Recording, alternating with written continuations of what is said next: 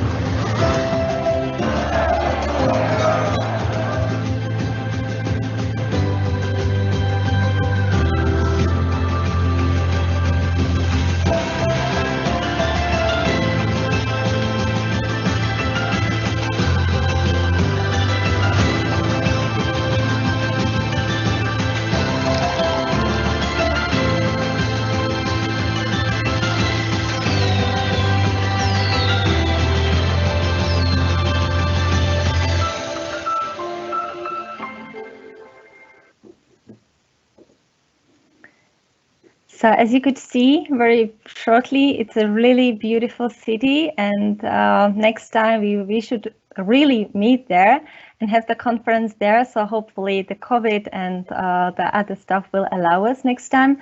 So thank you for watching and for being with us. I would like to also thank especially to the hosting organizations.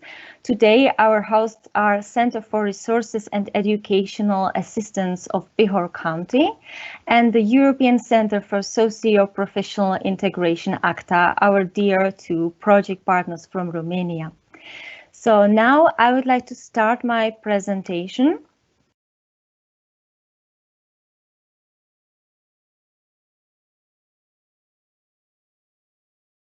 Just give me a sec.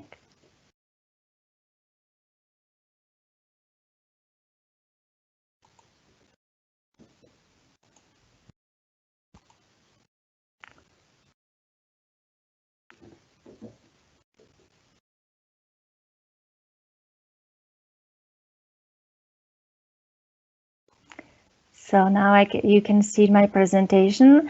And before I start with the content, I would like to share with you the short overview of the agenda for today.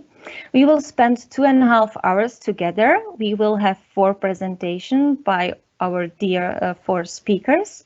Then we will have 15 minutes for break and then also 1 hour for panel discussion. We have very interesting 5 guests for our panel discussion. So please wait till after the next session for the second session, and I'm sure that you will receive the practical inputs and also the practical view on what we are doing within the InnoSchool project.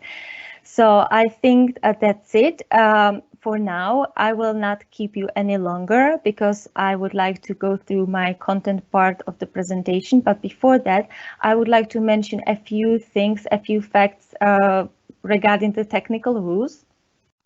The participants cannot share cameras and microphone to ensure smooth streaming for more than 100 participants. The conference is recorded though and streamed via Teams live event. And during presentations, you may use Q&A section. You can see it on the screen where to find it. And we will select 2 questions for each presenter, and we will ask the questions right after the presentations. And afterwards, all the other questions will be forwarded to our presenters, and then they will reply after our meeting today, after our conference today, via email to you. So I think this is clear for now, and let me go further for my presentation. Before my colleagues will take over, I would like to just share with you very briefly what is our project about. I believe that you tackled with our project already at some point and in some stage. So I will just be very briefly, and I will just give you the framework. So who we are InnoSchool. We are 9 countries, 11 project partners who developed InnoSchool learning system. Our goal and mission is to focus on students at secondary schools and strengthen their social innovation spirit.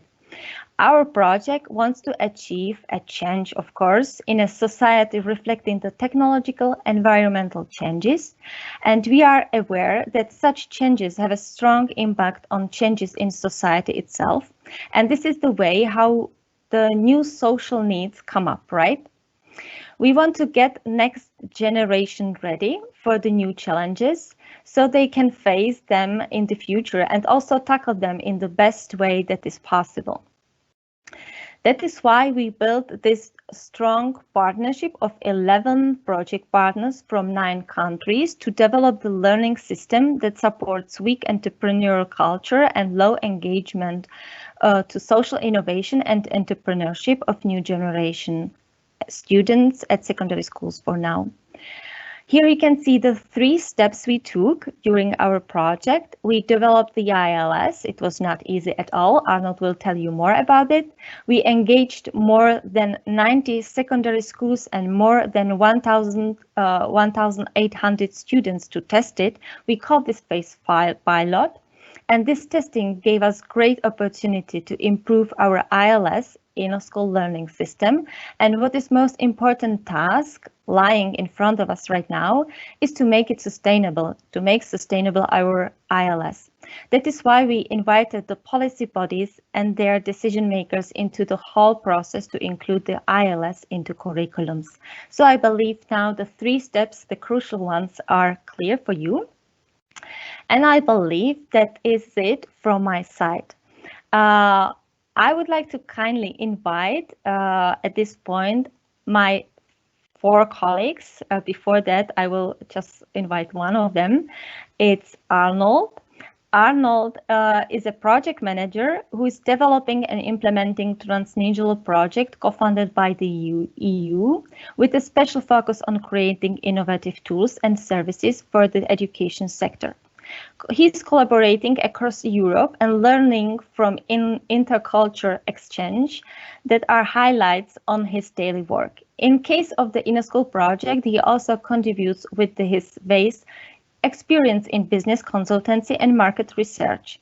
And he was leading at the same time the development process of the whole InnoSchool learning system. Arnold, welcome. And I believe that the stage is yours at this point. Thank you very much.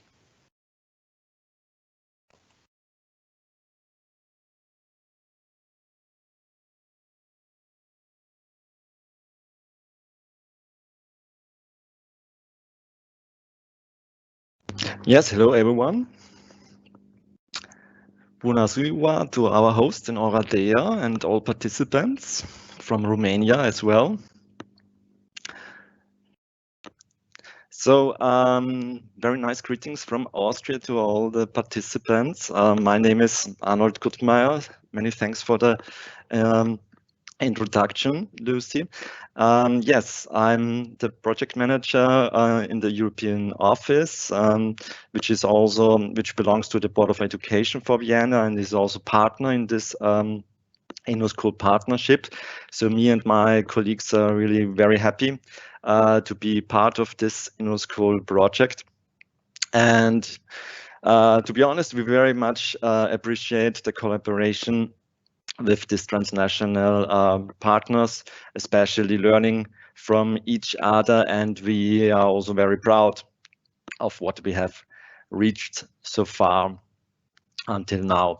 Yes, as already it was mentioned before, we have a quite wide spectrum of topics today, some project news and some updates, and I look forward to discuss with you the details. And I'm pleased to start sharing with you my presentation.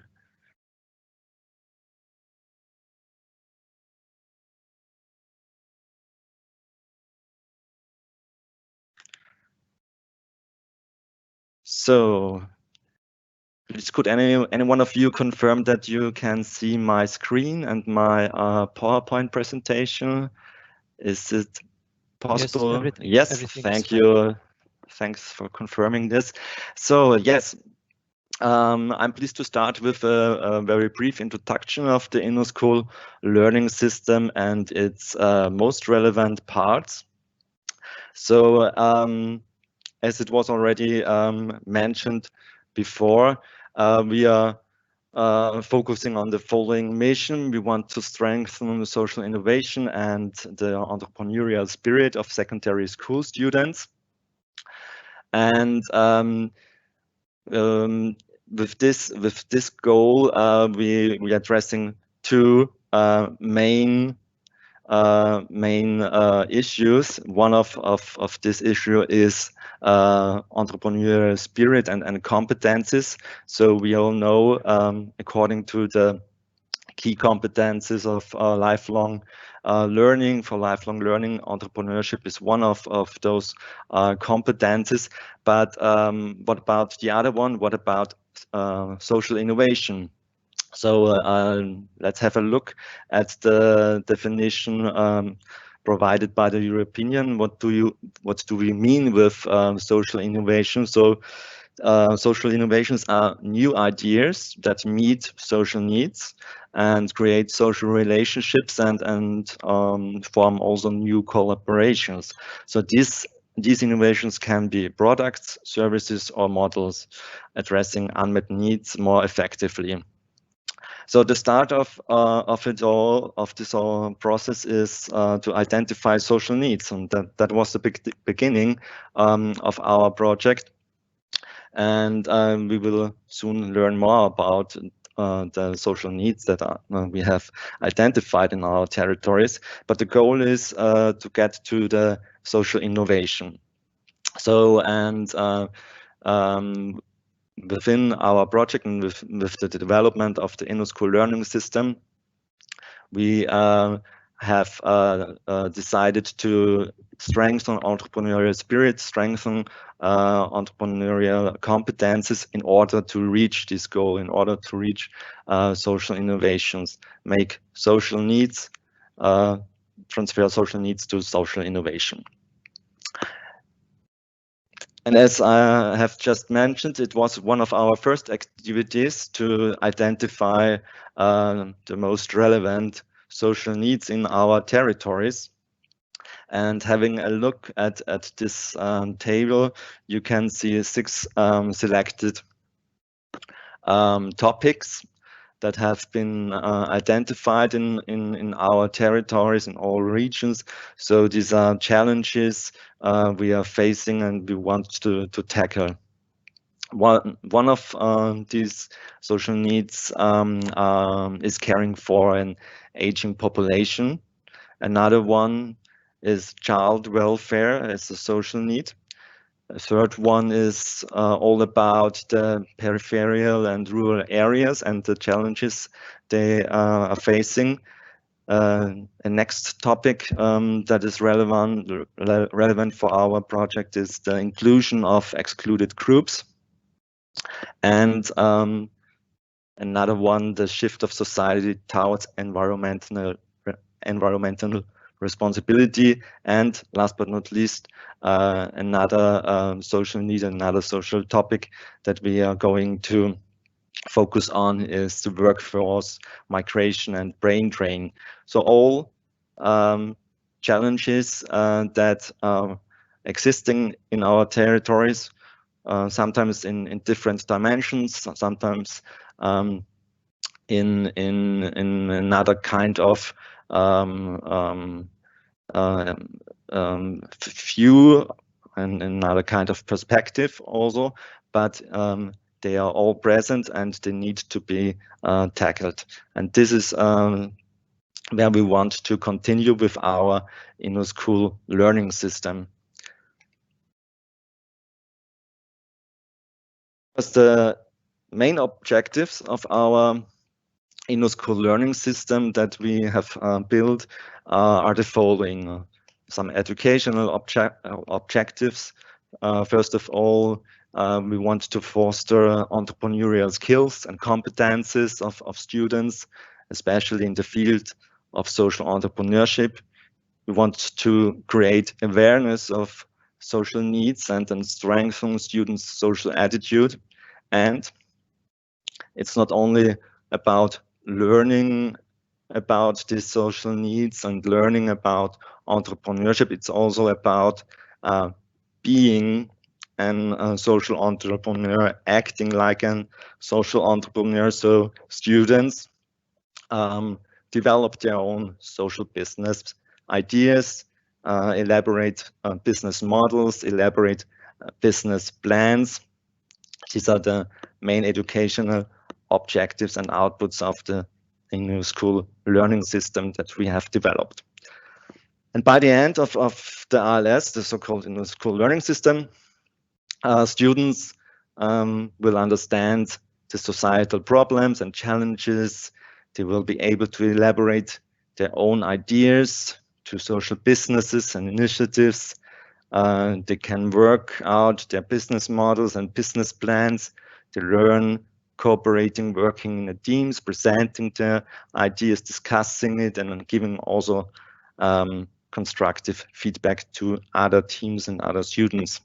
And how we wanted to reach that? We wanted to reach that through the combination of blended and traditional learning methods with the benefits of an online learning environment, and how this looks like and how the specific parts and elements of this ILS looks like will be introduced to you today, and we will see and learn more about it.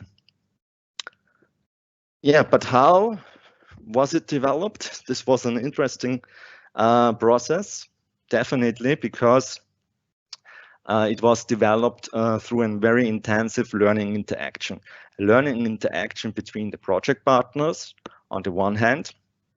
So Lucy has already mentioned at the beginning, here we are 11 partners from 9 territories, from 9 regions in Europe, and all of them have participated, all of them have contributed to the development of this InnoSchool learning system.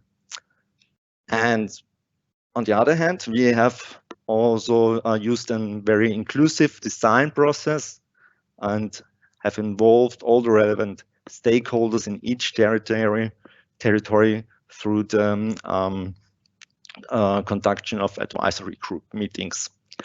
So this can be also recognized in the results, because the result is the InnoSchool learning system that has very strong connections to our local regions, to our social needs in the territories, to our best practice examples from our territories about the cases of social entrepreneurs. And when we look at this, these challenges we were facing about what we wanted to fulfill, we wanted to create something that is attractive to students, but also attractive to teachers. We wanted to have an educational impact, and we wanted to change the mindsets, change the behavior, strengthen the skills and competences of students. And the key elements that have been developed through this process are, first of all, the Serious Game. It's a web-based game about social entrepreneurship. Another very important element of this InnoSchool learning system is the guidance, the handbook, and the training materials for teachers. Further elements of this InnoSchool learning system are the social media interaction, but also an inter-school competition, an awards ceremony, and finally also the development of an impact questionnaire for students. So these are main components of this InnoSchool learning system, and I want to focus on these specific elements and tell you a bit more about it. So the Serious Game is definitely the core element of the InnoSchool learning system. It's a digital learning tool which provides an opportunity for students to learn about the social needs and social entrepreneurship, but also gain experiences and generate their own social business idea through this online simulation. The Serious Game can be used both in classes and out of class by students' teams to learn about entrepreneurship, to play the game and to accomplish the educational tasks and develop their own ideas. As already mentioned, also the sharing of the progress on social media is incorporated in the game. I won't tell you more about the Serious Game because we have our next speaker who will tell you and show you much more details about the Serious Game. But I would like to continue with the guidance and handbook for the teachers because this is a very important element of our learning system. It's a practical guidance to support the teachers in applying the InnoSchool learning system. It includes step-by-step teaching guides with all the relevant support and recommendations in order to fulfill and equip the teachers for their work with the InnoSchool learning system. And next to this guidance and handbook, we have also developed training materials, especially to be used at training workshops for teachers before they implement the ILS in their lessons.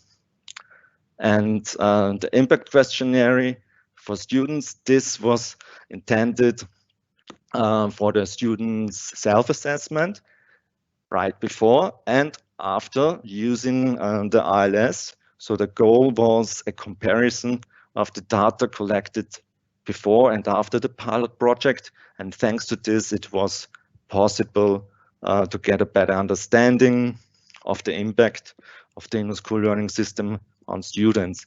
And later, you will hear also more about the impacts results we have received.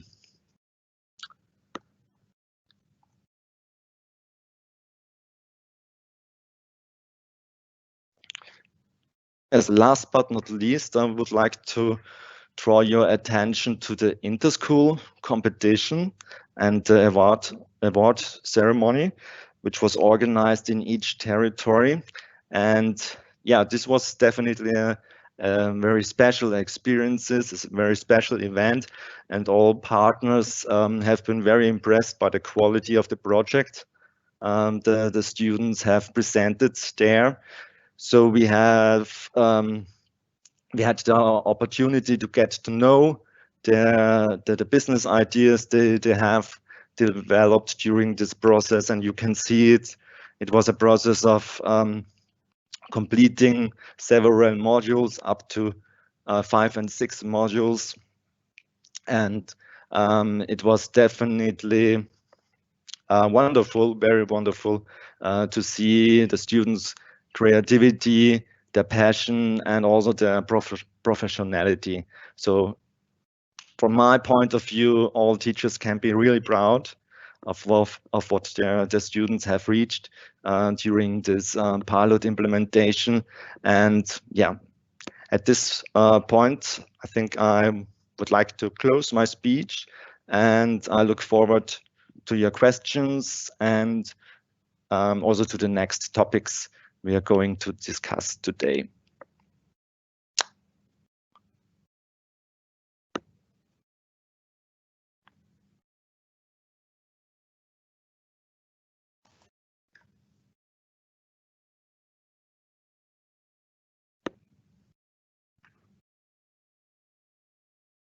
Lucia, I cannot hear you.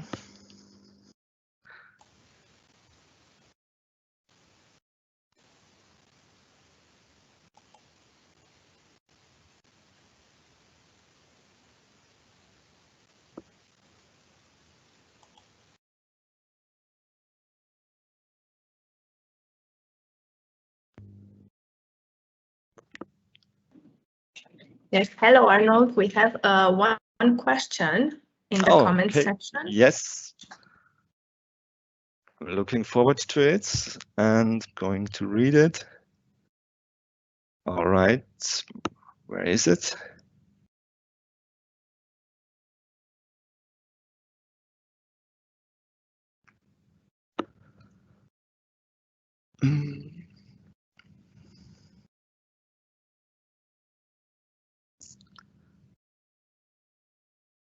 So,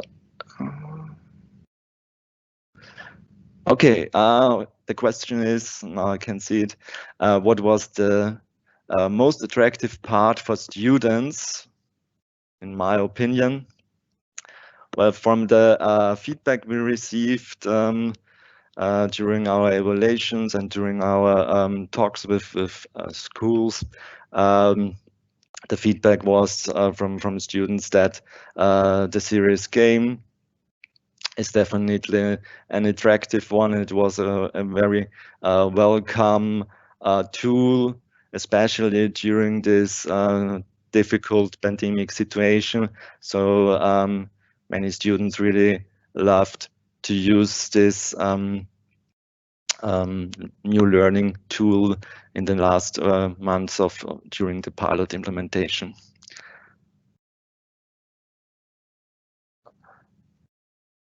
Okay, I think we do not have any further questions for the moment. So I would like to hand over to the next speaker. It's František Janke from our Slovakian project partner.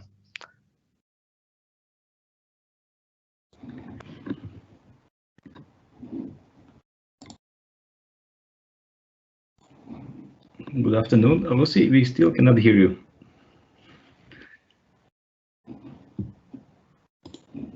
But I can go on. Okay, just let me share my screen with you. So give me a second, please. Okay, I hope you all can see my screen. Ladies and gentlemen, good afternoon from my side as well. My name is František Janke. Thank you, Arnold, for introducing me. I am working at the Technical University of Košice. I'm project manager, and we've been working on the projects like this for several years. Our main goal within this project was to lead, let's say, the creative part of designing the game, and then we were also responsible for technical development of this game. I must say, I am really glad and proud to present this most innovative part of the InnoSchool learning system, which is the serious game. But what is it, the serious game? It is a game that is designed for primary purpose other than pure entertainment. In case of InnoSchool, we combine education with entertainment, and it can be called edutainment. As Arnold already mentioned, the main aim is to support students' entrepreneurial skills and help them to find and implement innovative and sustainable solutions that react to neglected societal problems they can see around them. And we would like to do this by strengthening the perception of social challenges and helping them, the students, to create and develop ideas for social entrepreneurship. And the way how we try to do this is that we are combining traditional classroom-based learning methods with innovative digital elements. this main part, this digital element, is digital game, which was created in order to increase the motivation of students. It is web-based application, which means that in order to play it, you only need internet connection and web browser. And the game is supported in 9 European languages. So how it works? The students gain knowledge and skills step by step, by levels, as it's like usual in the games, and they gradually develop their social business ideas. The game can be played in 2 levels, basic and advanced, and it all depends on the current status or the current knowledge of the classes of the students they are playing. On the way towards the successful social business idea, a variety of new findings and knowledge is waiting for students, and we have prepared for them a variety of forms how we present new knowledge to them. Either it's theoretical parts or videos, or we prepared case studies. Of course, it's not an easy journey. They have to even cope with some, let's say, minor obstacles. So we prepared for them quiz questions, matching exercises, or creative team tasks, which are focusing on their social business idea. And these team tasks or open tasks are later on evaluated by the teachers. So this is like the creative part of the game. We are not only testing their knowledge, we are also enabling them to develop their own ideas and to show their creativity. And this is evaluated by their teachers. Students can select the scenario as the main topic of their development and later on of their business idea. And after the selection, the game is customized. So the game customizes the content and the knowledge which is shown to the teams. We have 6 topics that are supported or at disposal for students: caring for an aging population, child welfare, challenges and disadvantages in peripheral and rural areas, inclusion of excluded groups, shift of society towards environmental responsibility, and workforce migration or brain drain. At the same time, teams or students are guided by the heroes of today. So these are the entrepreneurs who think not merely of profit, but also of the well-being of the society or the community that is around. And also teams are guided with the representative or by the representatives of target group. Based on the acquired knowledge and the quality level of submitted creative tasks, students are being recognized by their community and target groups, and therefore they gain supporters. This is the main evaluation criteria for being successful in the game. So how well you were able to prove your knowledge, or how well you were able to show that your creative tasks are qualitative. Based on this, you are receiving the support of your community. This is the main criteria for the success within the game. They can also earn badges with the super abilities, and best players or the mostly recognized players can also win diplomas and awards, and of course these can be shared within the social media. Based on their success, they also earn coins, and they can use these coins for the improvement of their office, which they operate their virtual social enterprise from. So the office, which at the beginning looks like this, can at the end look like this. So this is also another aspect of making the progress for students. And of course, to make it even more fun, they compete with their friends. So they know what is their standing and how their peers are doing. In total, we prepared for students 417 screens with more than 110 characters with different emotions. As Arnold already described, it is combined with the classroom activities. So we are not only relying on the online environment, we are also relying on the offline environment within classes. And these outcomes from these offline classes are then inputs for the game. For the teachers, because students are just one part of it, we also created the easy-to-use interface. And in this interface, they can manage the classes, they can manage their students. From this interface, they can evaluate the students' assignments or these creative tasks, and they can provide them with the feedback. We also prepared for them supporting materials like guide to web application or guidelines how to work with students at these offline classes. Now let's have a look at the educational content. So what is in the game and what will students learn? So within level 1, students get an overview of social entrepreneurship. They learn what is charity, volunteering, entrepreneurship, and innovation. They understand the difference between social entrepreneurs and volunteers, and they learn about different social needs, the 6 scenarios I was describing a while ago. In level number 2, students gain information about key intervention areas of social entrepreneurship. They learn the characteristics of successful social entrepreneurs, and they identify the sectors and companies in which social entrepreneurs work in their neighborhood. Within level 3, students find solutions to social needs and challenges in their community. Firstly, they learn about SWOT analysis, and then they illustrate the strengths and weaknesses of the chosen idea. And also, they apply social entrepreneurial skills and critical thinking to fulfill these tasks. In level number 4, students classify and categorize activities related to marketing and management. They solve more complex tasks related to the marketing strategy for social enterprises, and also they start creating their own social business model canvas. So the main outputs they will deliver within playing this game. In level number 5, students learn about cost and revenues, price, profit, and how to attract investments and how to do the fundraising. They analyze the possibilities of obtaining funds. They analyze how to distribute the generated profit, very important in terms of social entrepreneurship. And then they finalize their own social business model canvas.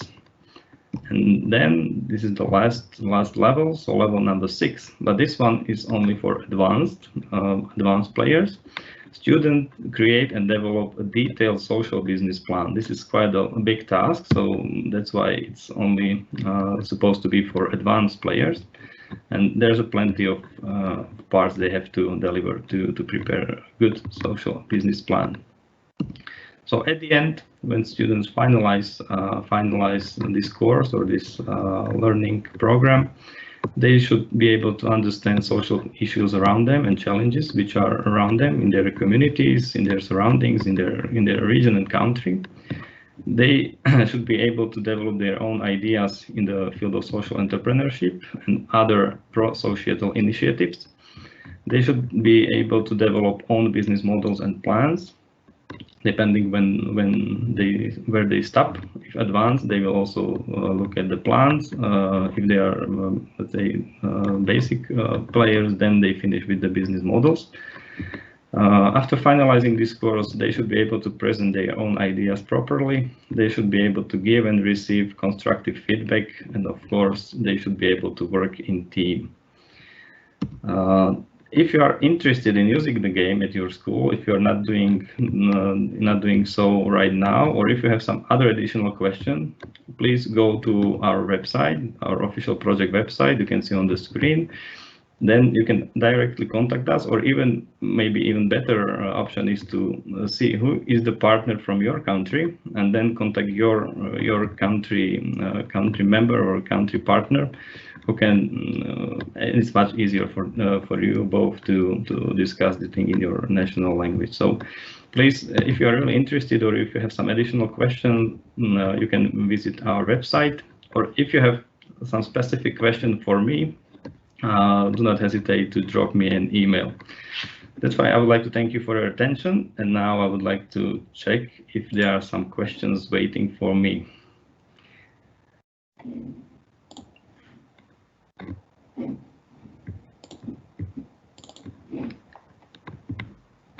Okay. There's one question I cannot read because it's in other signs, but other question is it possible to exchange experiences of similar ideas between the teams? Thank you. Of course, the exchange of experience is part of offline activities, so you can do so within the offline classes when teams can discuss things. Maybe they can show how they are progressing or what they would like to discuss with all the others. On the other hand, we have to make sure that the ideas are secured. because I mean we also have some intellectual property rights here. So at the same time, it's up to team if they decide whether they would like to share this idea or not. So it's not like visible per se, but you can do this within the offline classes. And the other question, is the game available to all students to play? In order to play the game, you have to be registered within the application. It's not fully open to the public, but it's free of cost. It's easy to take part in this game. It's free of cost. And all you have to do is to contact your local support team or your local partner, and then it's like quite easy task to be registered there. But it has to be formalized a bit. It's not like fully open to the public. It's rather that there's a need to register the school and then to train the teachers, and from then on the game is open to any of the pupils you have at your school. So on one hand, it is public, but not fully public, and it's free of charge. I cannot see any other question. I can only see nice word that it's amazing and thanking us. So it was pleasure for us to serve you, to help you, and let's together improve the world we are living in. Thank you very much. Thank you very much, František.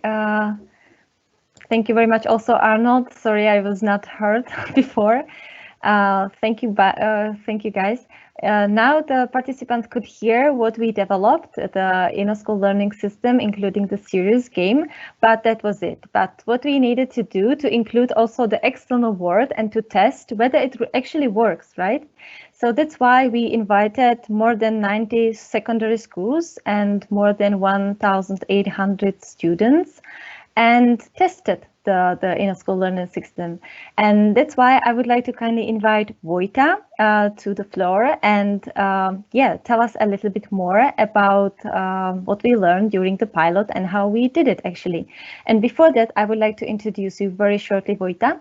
Vojta is working at the Dexit Innovation Center at the Lead Partners organization.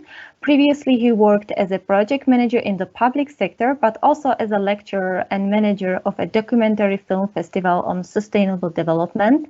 As part of the InnoSchool project, he has played a key role in the piloting of the ILS. And that's why, Vojta, welcome, and the floor is yours from now. Thank you. Hello, Lucy. Can you hear me?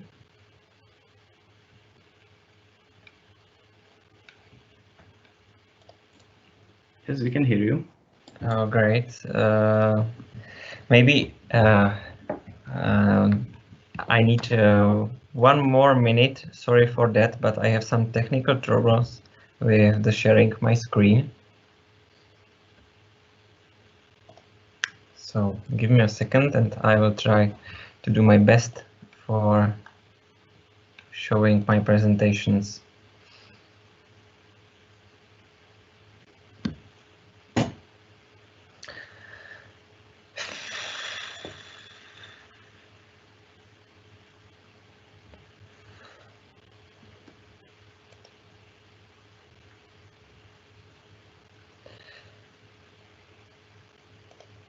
Can you see my screen now? No. We cannot see your screen. Every time when I... Now you see the wrong one. Yeah. But this system really don't want to cooperate with me today. I'm sorry for that, but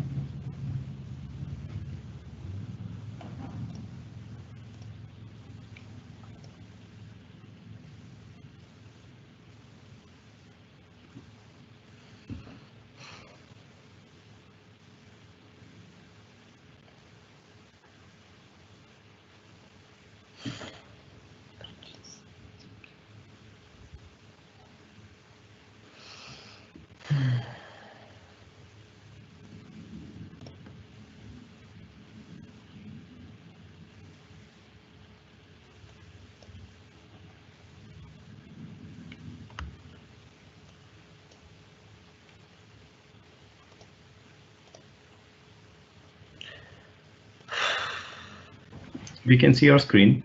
It's okay now. And do you see the whole presentation? Yes, yeah, Yes. you can see it in full mode. Okay, great, because my computer say that you don't see nothing. You see nothing. Okay, so if you can see right now the InnoSchool presentation we called Moments from the InnoSchool Pilot, everything is okay now. So let's start. Hello, one more time. My name is Wojciech Hira, and I would like to present you a few moments and feeds from our pilot deployment of the InnoSchool project. InnoSchool project involved partners from 9 different countries who involve schools, teachers, and students in the unique process that will help us to create a unique education system that will be able to use schools not only in the regions and improve together in the areas social entrepreneurship. Therefore, it is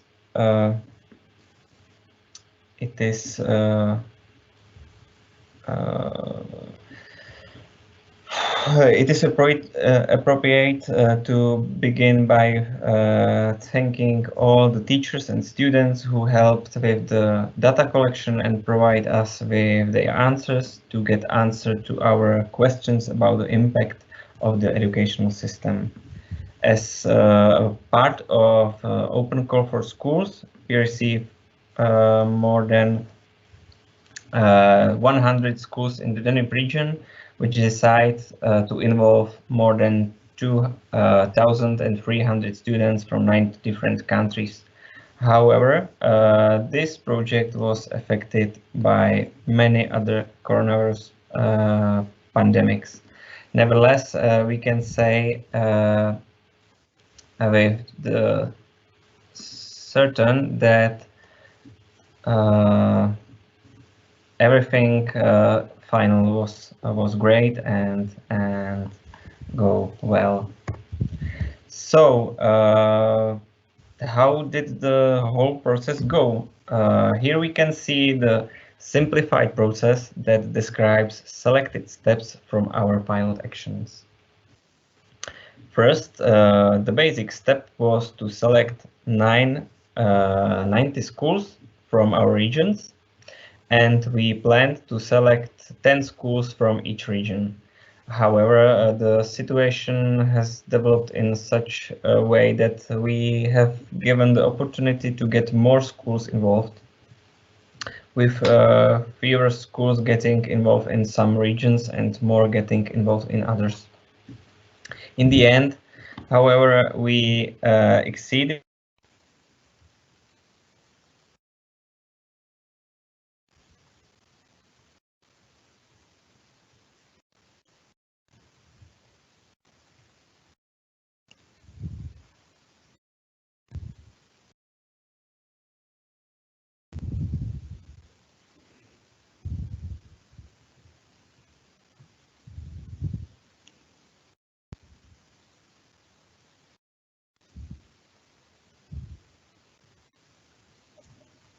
Hello, so I think Vojta has a few technical issues with the internet.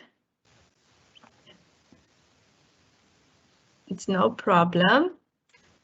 Maybe Csaba would like to start his presentation, and then we will go back to Vojta's presentation.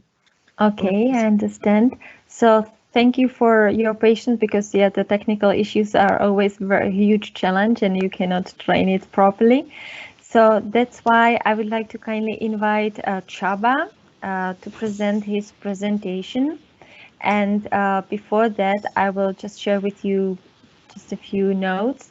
Csaba is focusing in the project and leading the part of the project when we are focusing on the sustainability. So the ILS will survive in the future and will be integrated into the the curricula in the at least the participating countries. So, and a few words about Csaba. He's our colleague from the Central Transdanubian Regional Innovation Agency from Hungary. He received his master degree in urban planning studies at the University of Szeged. He worked actively in various international projects funded by the Interreg Central Europe and also Danube Transnational programs. And in InnoSchool project, he's leading the activities towards sustainability and transferability. So Csaba, welcome, and the stage is yours for now. Thank you very much. Thank you, Lucy, and welcome to everyone. I hope you are enjoying our conference. And can someone please confirm that everything is all right with my presentation and my voice? Okay, I see Lucy confirming me. Yeah, okay, so thank you. And as Lucy introduced me, I'm Csaba Bende from Hungary. I'm working for the Central Transnational Regional Innovation Agency. We are located in Székesfehérvár next to Budapest in a small town, probably with a similar size to Oradea in Romania. And within the InnoSchool project, we are leading the activities related to the sustainability of the whole ILS educational package. And I'm going to give you a short presentation about what we are doing and how we imagine sustaining the ILS after we are closing the project in next year, March. So let me begin. So the overall goal of every project should be that we want to reach a long-term impact. And within InnoSchool project, our idea is that we are going to firstly include the ILS package, so the serious game and the educational materials to national and regional curriculums of the project partners. I mean, not the project partners, but the territories that are represented by our project partners. And also we are aiming to transfer the ILS package beyond the partner territories and partner countries. So we want to extend the geographical area where ILS is available and used in the schools. And we have three main pillars or three activities that are leading towards the long-term impact. Firstly, we are developing the partners are developing action plans for implementing the ILS package to the regional or national curriculums. We are going to support the provision of the serious game even after the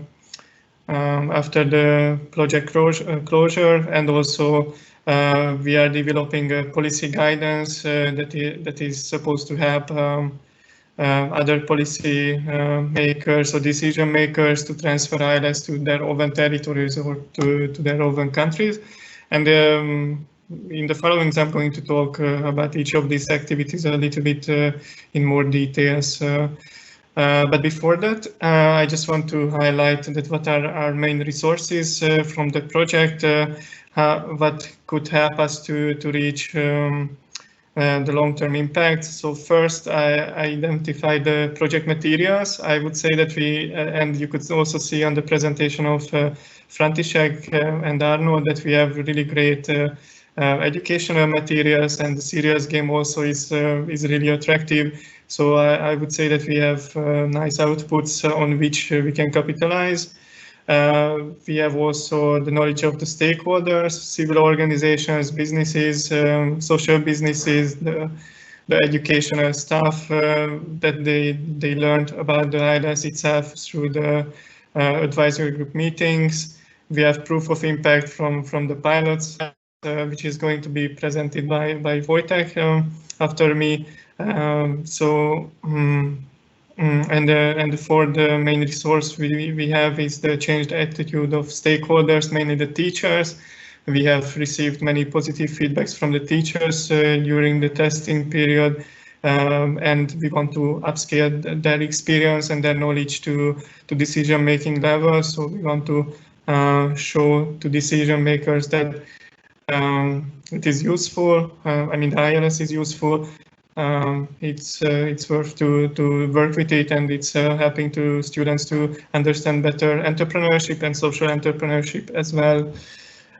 So the first activity, which I partly already addressed, is the development of territorial action plans. With these action plans, we are aiming to include ILS in our territories to the national or territorial curriculums within 2 years after we close the project.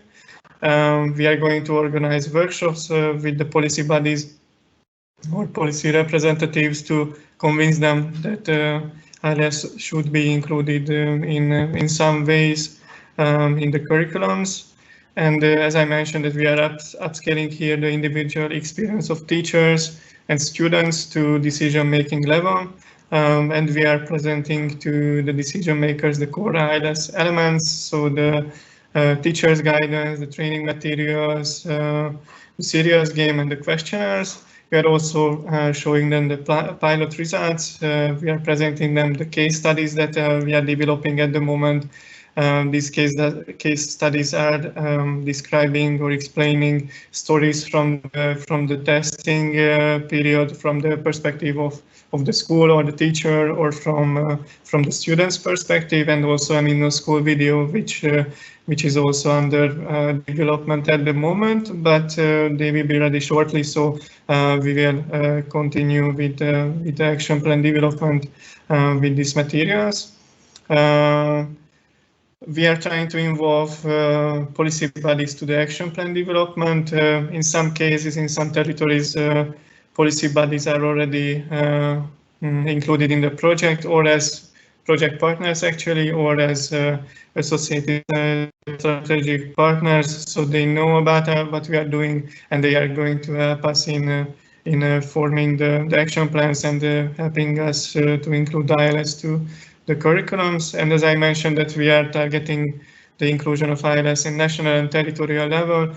And the national level, it will be included in Bosnia and Herzegovina and Serbia, while in territorial level, it will be in Austria, Bulgaria, Czech Republic, Hungary, Moldova, Romania, and Slovakia as well. Our current plan is that we are going to finalize these action plans till the end of November this year. And we are going to present the pre-final version of the action plans on the Transnational conference or workshop in Budapest at the end of this year or the beginning of the next year. And here we are welcoming to this event, actually we are welcoming every participant of this conference as well to receive the feedbacks to the action plans that we are going to present there.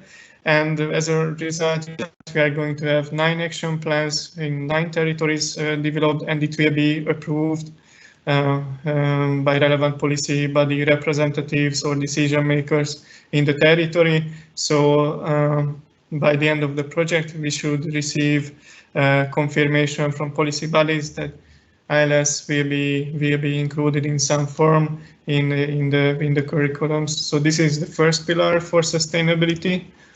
The second one is the provision of the serious game.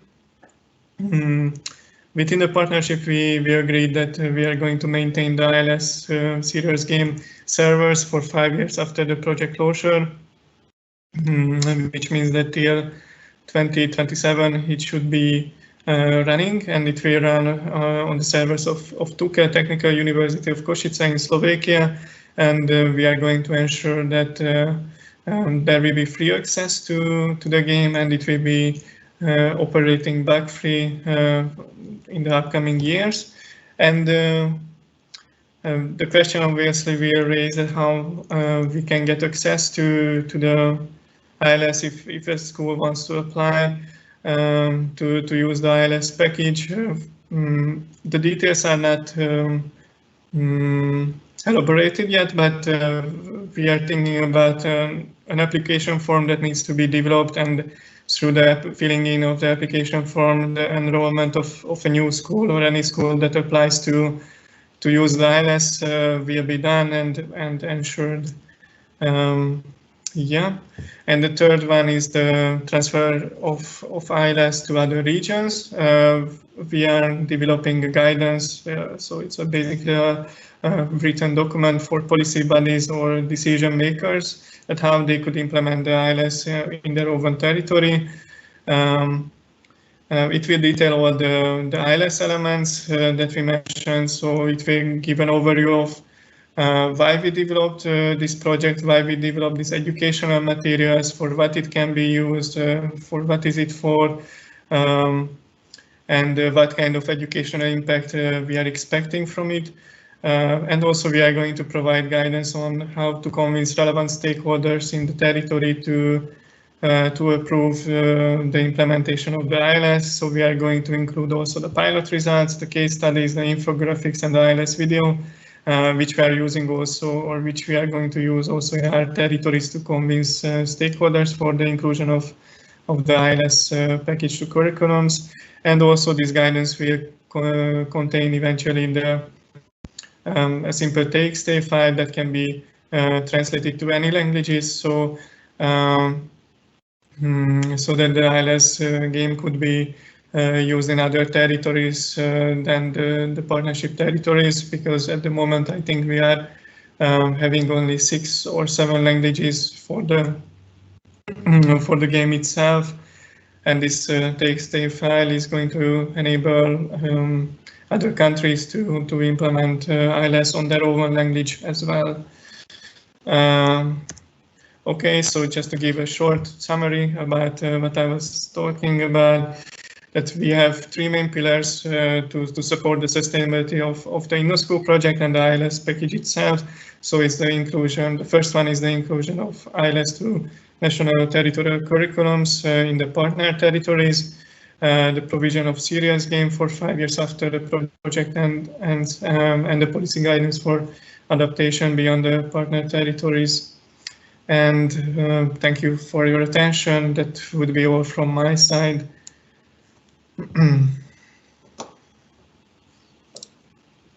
Thank you.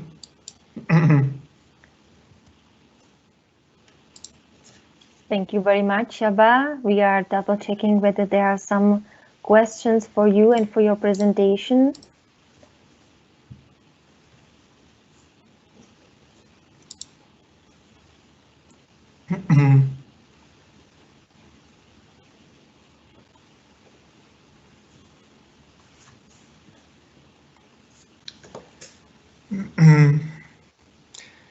I don't know if we have received any questions, because the chat is still loading for me. So yeah, I also I don't see it any. yet. Yeah, so maybe we can go back to Vojta. Thank you very much, Csaba, for your great presentation. Your part is also very crucial, as you could hear, to make the InnoSchool learning system, living also in the future is really not easy task. So thank you for your great job you are doing in the project. And let's go back to Vojta. He's probably back. He will not switch on his camera, so we should keep him in the meeting, and he should be available for presenting us his part. So let's go back to the pilot where we tested our InnoSchool learning system. Thank you. Hello everyone one more time. I'm really sorry for my troubles, but I hope that now it will be everything okay, and I will continue with my presentation about InnoSchool pilot and InnoSchool results. So as I and also my partners already mentioned, we are partners of 9 countries, and we received applications from more than 100 schools from the Danube region. Now I would like to tell you something about the process of the pilot and how the process go. So here we can see a simplified process that describes select steps from our pilot action. Open call for schools, trainings for teachers, implementations of pilots in schools, and regional finals. So the basic step was to select 90 schools from our regions, and we planned to select 10 schools from each region. However, the situation has developed in such a way that we have given the opportunity to get more schools involved, with fewer schools getting involved in some regions and more getting involved in others. In the end, however, we exceeded the number of 90 schools. The next step was training of selected teachers and their detailed acquaintance with all aspects of our ILS. The first step was the actual realization of the pilot to offer and make students social entrepreneurs. And the final select teams were presented in all regions, which compete together in the region's final for the most interesting business plans, and we were able to compare their results with the students from other schools. We also realized, how I mentioned, workshop for teachers. A total of 190 secondary schools teachers from the Danube region got acquainted with the InnoSchool education system during joint and individual training. The result is a network of trained professionals who are able to work with the InnoSchool education system and pass on their experience to their colleagues across schools. The workshops were held as physical events, but some partners were also forced to conduct their educational training online. The workshops focused on the detailed acquaintance with the project and all its aspects. But an important part was the testing of the system itself by the teachers. Therefore, we had prepared various activities in which teachers took on the role of the teachers as well as students.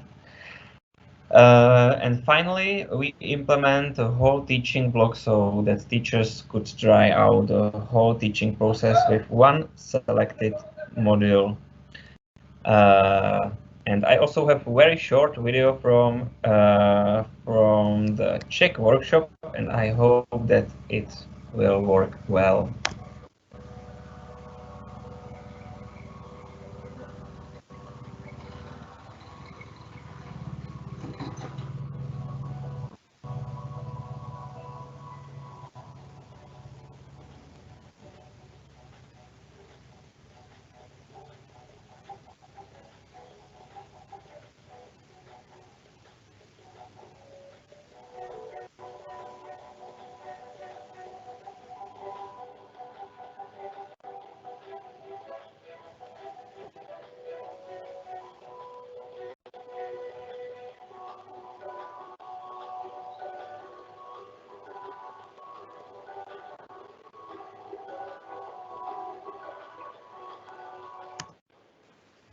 So this was the short video about our workshop for teachers, and now there is some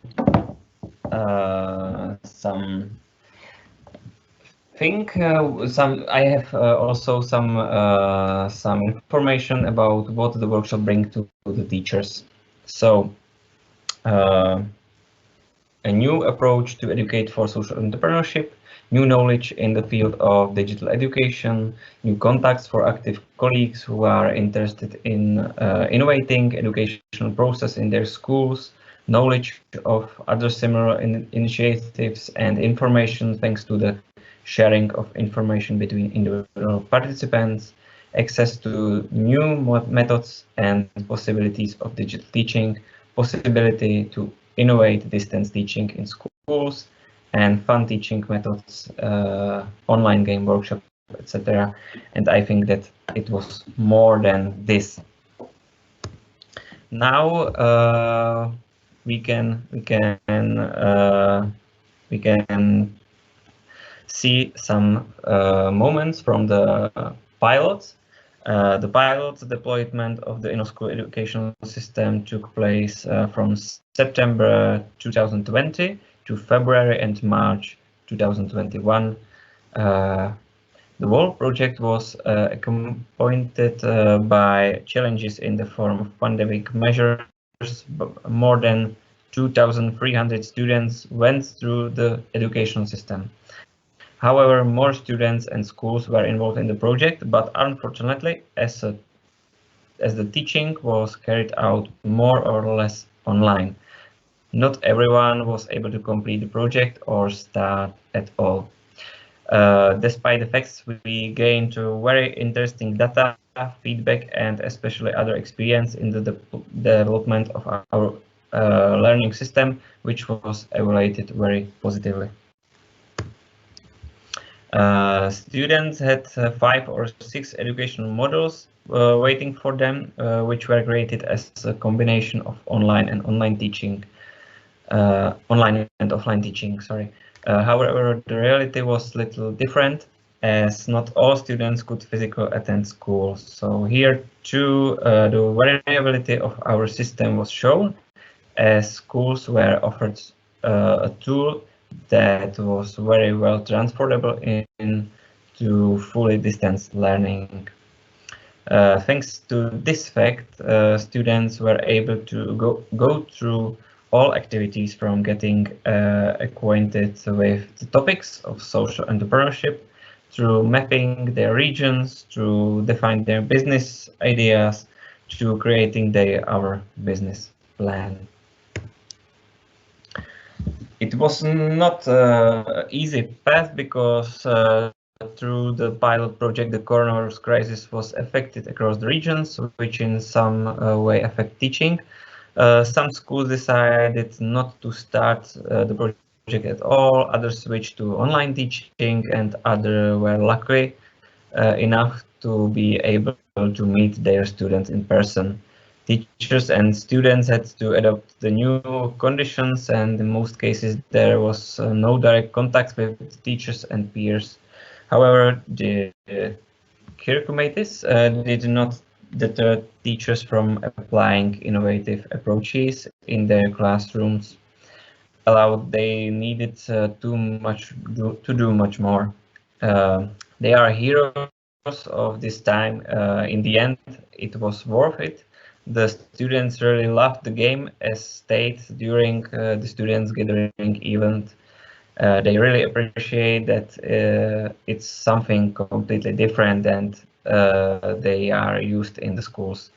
It's what they really liked was the fact that they could unleash their imagination when it came to business ideas, but were well guided by the questions about the feasibility of their potential business. Teachers add that even though it is called a game, the content was extensive, so students had to work hard and push their limits forward. They also drew that the game supported the acquisitions of knowledge in a fun way, not just by mechanical memorization, and that it was overall interesting, interactive team and cooperating learning. We also have a lot of, no, not a lot, but we also have some complication during the pilot, and I prepare some complications for you. So the first one, the need to transform only into the online environment. Second one, lack of scope for communication between teams and teachers. Lack of time for some tasks due to shortened teaching in some regions. Small space for physical cooperation in the implementation of activities focused on brainstorming. Overwhelmed by online learning due to the transition of distance learning, project delay due to other obligation in the form of final exams, insufficient scope for feedbacks from the classmates, and some more. One of the most interesting part for us was the regional finals of students.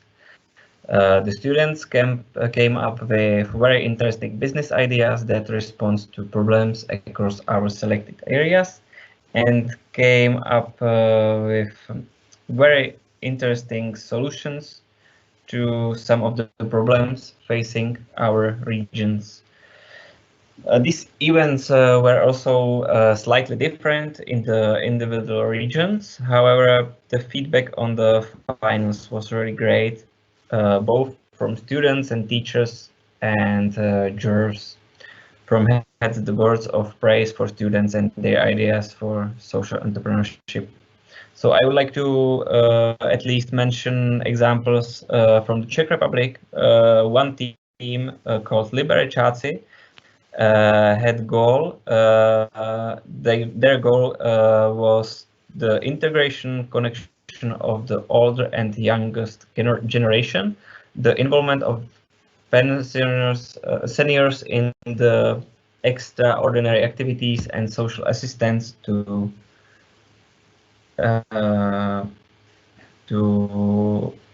seniors. The main activity was the creation of audiobooks in collaboration with readers who narrate fairy tales and also perform at public readings. And I also can mention second example, which was Business Crew, and the goal of this Business Crew was help children from children homes with independencies, creating workplace in the Liberec region, reducing the percentage of homeless people. The main activity was the development of the financial literacy in children's homes for children who are preparing for their life. We have also evaluation workshops. During their observations, the partners carried out various activities in order to obtain feedback and new knowledge about the created educational system, which will help us to see ILS from the perspective of both the teachers and the students. Such a view will help us as creators to step away from the created systems and look at it through the eyes of those who used it to the fullest. Each partner gathered a large amount of information that will be used to improve the system in different perspectives, often different or very similar in all regions. All this feedback was then necessary to evaluate and decipher the most important and the most invalid information and evaluate how it will be subsequently used for the change of the game. This is the reason why the final international evaluation workshop was also held, which was to answer these questions. During workshop, partner focused on the specific areas from which the most key areas were selected and will continue to develop. Also to the name, the way in which they should be modified, improved, or updated. Thanks to this, we not only receive feedback, but we are also able to define the key points that we want need to improve or supplement. We received very interesting suggestions for online playing, for specific tasks and activities, but also for the teachers' guidance itself and many other important suggestions for improving our ILS. Here you can see feedback from one student. I think it's not important to read it for you. And I also prepare one more feedback for you. This one is from student from the Agro-Industrial College of Moldova, called Christina. So we really appreciate the feedback, the positive feedback from the students, but also from the teachers. I had one video for you today again, but because we don't have so many time, I think that more interesting for you will be if you go to our YouTube channel, to the InnoSchool YouTube channel, and then you can find a lot of videos and interesting moments from the pilot, from the workshops, and this very interesting interview with one selected teacher.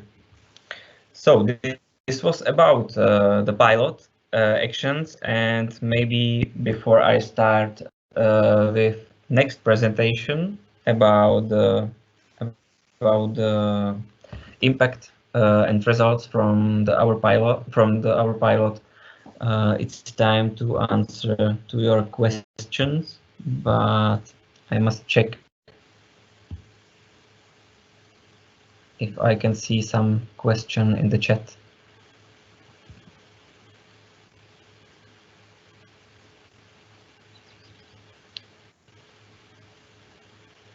I don't see any question, but maybe my chat doesn't work well.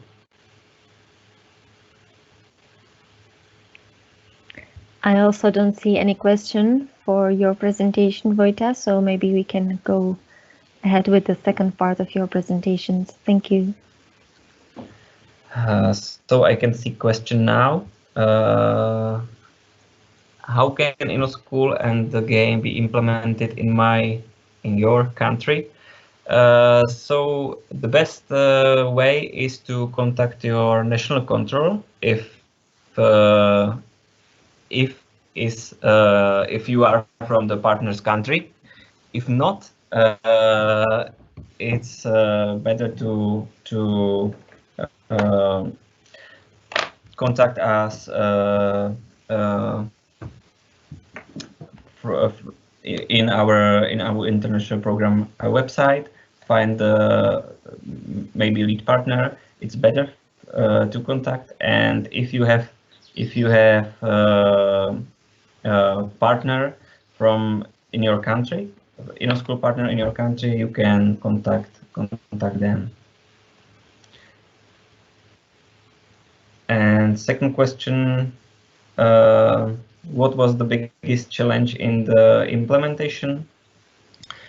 I think the most challenging for the implementation was the pandemic situation, because a lot of teachers had very complicated situation with the implementation, but we need to congrats them, because they work very well, and everything was fine, succeed. So thanks to the teachers and all schools who was involved in the InnoSchool project. So I received the information that we have a very short time for next presentation. So I will continue. And now very shortly about measuring spread of students after pilot. So as I already mentioned, 9 different countries was involved, and a lot of schools from these countries was involved in the measuring of their spirit. These steps, I think I can this is not important now for us. Important information is that we start on September 2020 until the end of February, in some school until the end of March. In our survey before pilot, we received response from 2,330 students from 9 different countries in the Danube region. Even more schools and more students were originally enrolled in the pilot project, but in the connection with the corona pandemic, the number of schools and students decreased. Finally, 1,719 students from more than 80 schools complete the ILS and complete both questionnaires before and after ILS. Now you can see what types of school was involved in the project. We have industrial school, business school, grammar school, vocational school with the grade 8 exam and without, and also some other type of schools. What was the goal of the measurement? To get real data of impact of the InnoSchool educational system on students. As part of the measurement, we focused on this area. So social entrepreneur mindset, social entrepreneur skills, social entrepreneur behaviors, and awareness about social needs. In this case of the section devoted to awareness about social needs, we prepared 4 questions for students. In the first case, you can see how the students answered the question, are you familiar with the entrepreneurship, social entrepreneurship concept? And in the graph, you can see how the students respond before the pilot, after pilot, and you can also see their improvement. In almost all cases, more than 90% of students answered positively to this question.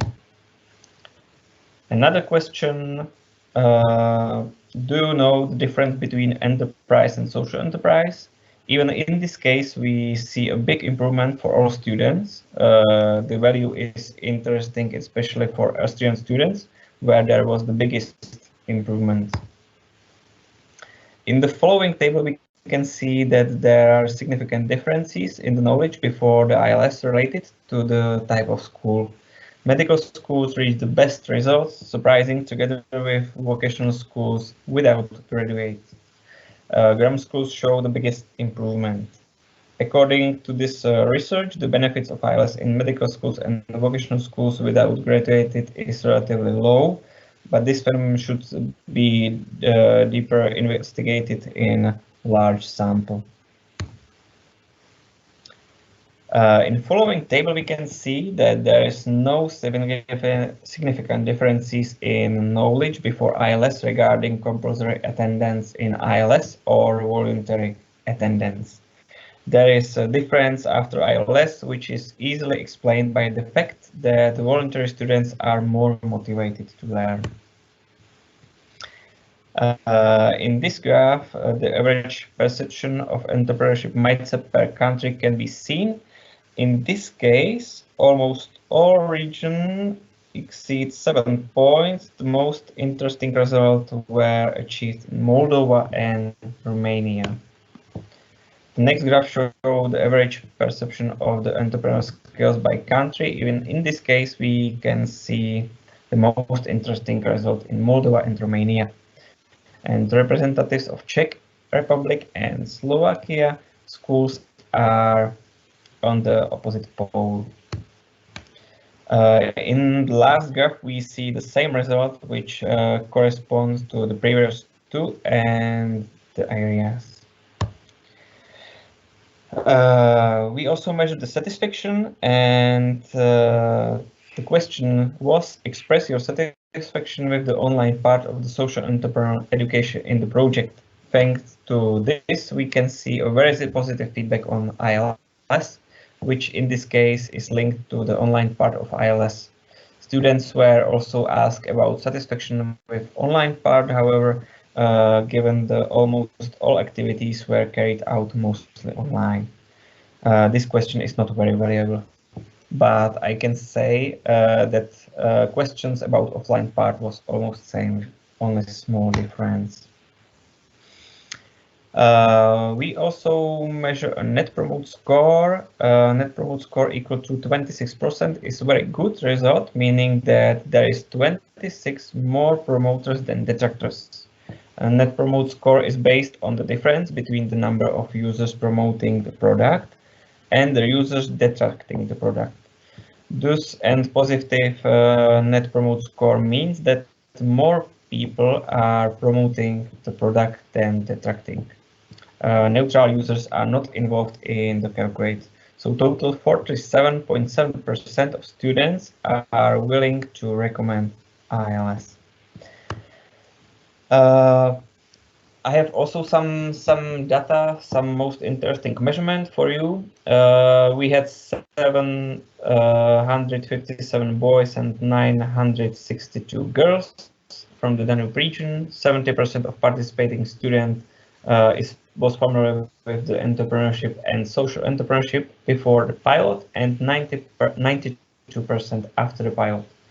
Well, I can also mention, for example, that 51.6% know the difference between enterprise and social enterprise before pilot, and 88% after the pilot, which is also very nice result. It was really short, I know, but sorry we don't have so many time. And if you have any question about this presentation, please, I try to answer it too.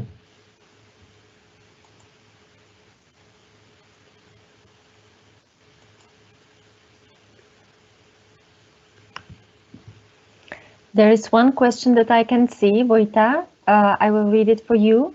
Is it possible to exchange experience of teams from different countries with similar ideas?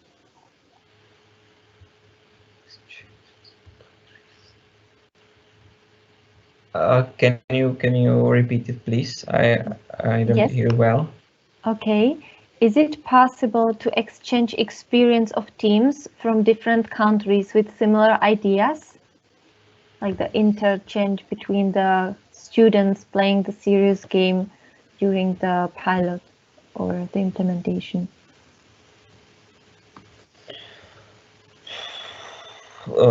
If I be honest, right now I'm not sure if I'm able to answer to this question. Actually, if I remember well, it was not possible. I remember that on the territorial level, we allowed, or we asked the teachers maybe so they can network together to also consult and work together jointly on the implementation, and also the students could meet and create some network, let's say, during the implementation phase. But between the countries, the discussion or the communication was not existing so far. But I think it's a good input, and it can be for the future usable. Thank you very much, Anelia. Yes, thank you also, Lucy. Okay, no problem. So I don't see any further questions. So anyway, we will reply to your questions. You can still share them via email to you. And right now, we should close the presentation part, and after short coffee break, we will have the panel discussion.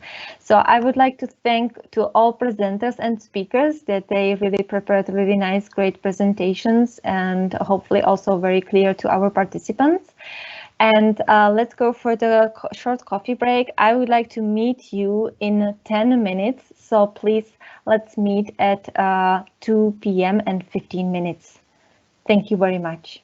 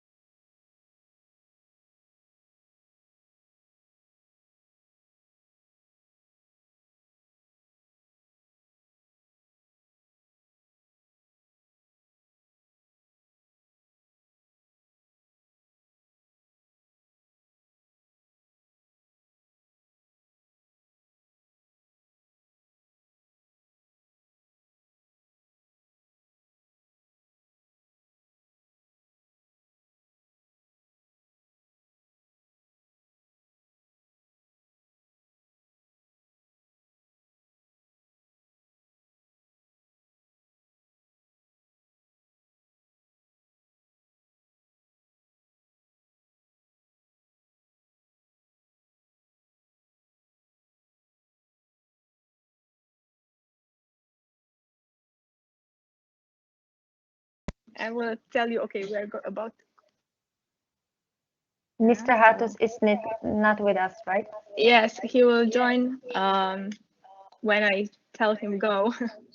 So you will start the presentation and when you're at the end of the presentations, he will also join us then very rapidly. What presentation? I will not. Just a few words about everyone. Oh, that's the presentation. At the beginning.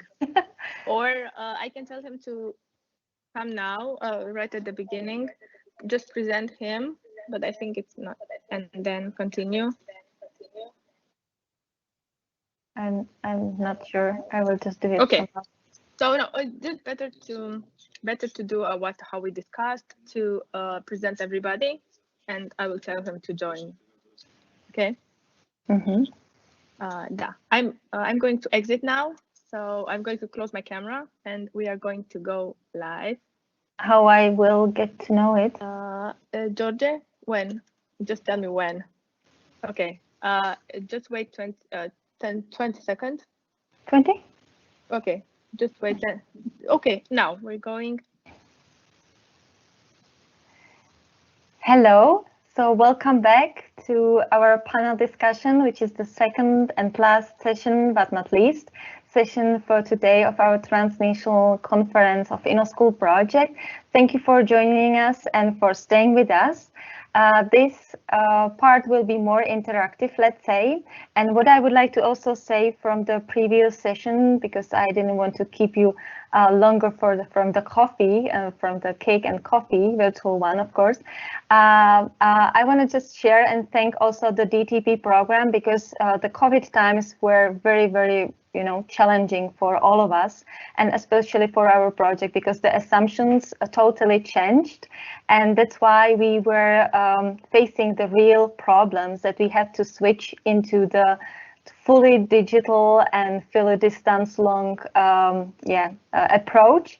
And we did it, and I'm very proud of it, because we will launch at the beginning of next year also fully virtual solution of InnoSchool learning system. So it will be version X, we call it ILS X, and you can wait for it. And we will also update you about the current state via our social media and also websites, but definitely you will get to know the information in the end. And now please let me introduce and invite our 5 panelists for today. I will invite Dr. Adrian Hatos, Anca Albu, Adela Popa-Gitulescu, and also Alexandra Stevanovic and Ruxandra Baltatescu. So I hope I didn't change your names totally. So thank you very much for being so kind to me. And now I would like to start probably with Adela. Adela, welcome to our session today. Before I will ask the crucial 2 questions for you, let me please introduce you very, very briefly. You are a very interesting person. You are executive director of the Caritas Eparchial Oradea organization with a degree in psychology and specialized in both counseling and social economy. For the last 16 years, you were coordinating the financial aspects of several social services that support the elderly, homeless, and children who come from impoverished backgrounds with access to additional educational support. So you are representing the non-profit organization representative for today, our key stakeholder within our project. And welcome. I will ask you for the 2 questions for you. Are you ready? Yes, I am. Thank you very much, Adela. So what would, in your opinion, be the impact on the communities and on a national level if social entrepreneurship were taught in all the schools? It's a very good question. And I think that first the effect would be reflected in children, because children would learn a notion of business, language, and thinking of business. This is more than financial education. And there are things they learn and can help them at any time in their lives. For example, to identify a business opportunity and have the courage to try to start a new business. Second, young people being trained in this way, thinking about entrepreneurship socially, communities will grow and will develop. Again, we are talking about these young people who have a different kind of thinking, a different way of thinking and developing businesses. On the other hand, communities themselves grow and develop, because social entrepreneurship can solve, at least partially, some of the social problems existing there. When we talk about social entrepreneurship, we are actually talking about social development and community development. These young people educated in the different way of thinking about business will involve people from the community in business, and they will be concerned not only with increasing their own income and business, but they will be equally concerned with the development of the communities in which they work. And this way, there will be a growth of all at all levels. In first phase, the change will appear, I think, in at the level of the individual, and then of the community level, and much later the change will appear at the national level. And to talk about effects at the national level, we should talk very seriously about legislation that supports social entrepreneurship. Clear, safe, stable measures to support this kind of business. And of course, successful models can be born in various communities, which can then be replicated in other communities. But in order to make the transition and talk about the effects at the national level, I think the legislative framework needs to be changed a little. Everywhere, right? Yeah. Yeah. Yeah. Thank you very much, Adela. It was a very, very complex reply. Thank you for this. And let me ask also the other question that I have prepared for you. How can social entrepreneurship impact communities and provide positive change? How? Well, it is clear that social entrepreneurship involves communities because it involves people from the community. Through social entrepreneurship, mentalities change. Those directly involved in the business and those who will get in touch with it in one way or another, they will see that business can be done in another way, in a different way, a better way, we think. That not only money is important, but also the community is important. We therefore expect people in the community to become more and more involved in supporting the business.